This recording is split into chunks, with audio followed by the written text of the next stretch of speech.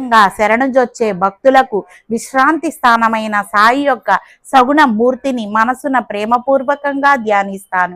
గురువచనాల యందు విశ్వాసమే వారు కూర్చుండటానికి ఆసనం. సకల కోరికలను సన్యసించాలన్న సంకల్పంతో పూజ చేద్దాం. ప్రతిమా స్తండిల, అగ్ని, తేజస్సు, సూర్యమండలం, నీరు, ద్విజులు ఈ ఏడింటి కంటే గురు మహారాజ్ గొప్ప. వారిని అనన్యంగా పూజిద్దాం. అనన్య భక్తితో వారి చరణాలను ఆశ్రయిస్తే గురువే కాదు పరబ్రహ్మ కూడా కదిలి వస్తాడు.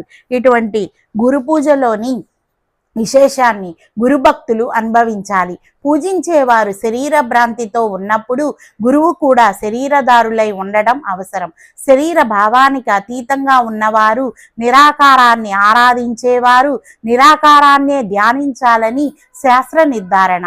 సగుణమూర్తిని ధ్యానించనంత వరకు భక్తిభావం అసలు కలుగదు. ప్రేమపూర్వకమైన భక్తి కలుగనంత వరకు మనసనే మొగ్గ వికసించదు. మొగ్గ వికసించకపోతే సువాసన ఉండదు. అంతేకాదు అక్కడ మకరందం ఉండదు. అందువలన తేనెటీగలు క్షణమైనా అక్కడ నిలువవు. సగుణమే సాకారం, నిర్గుణమే నిరాకారం. వీరిలో పరస్పరం భేదం లేదు. సాకారం నిరాకారం రెండూ ఒక్కటే. నేయి పేరుకొని ఉన్నా కరిగి ఉన్న నేయనే అంటాము. సగుణ నిర్గుణాలు ఒక్కటిగా మిళితమై విశ్వమంతటా వ్యాపించి ఉన్నాయి.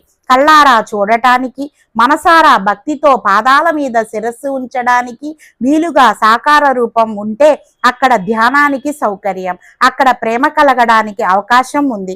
ప్రేమగా ముచ్చటించడానికి, గంధాక్షతలతో పూజించడానికి ఒక ఆకారం అవసరం. నిర్గుణం కంటే సగుణాలతో ఉన్న వారిని అర్థం చేసుకోవడం చాలా సులభం. సగుణమూర్తిపై ప్రేమ దృఢమైతే నిర్గుణ ధ్యానం అదే కలుగుతుంది.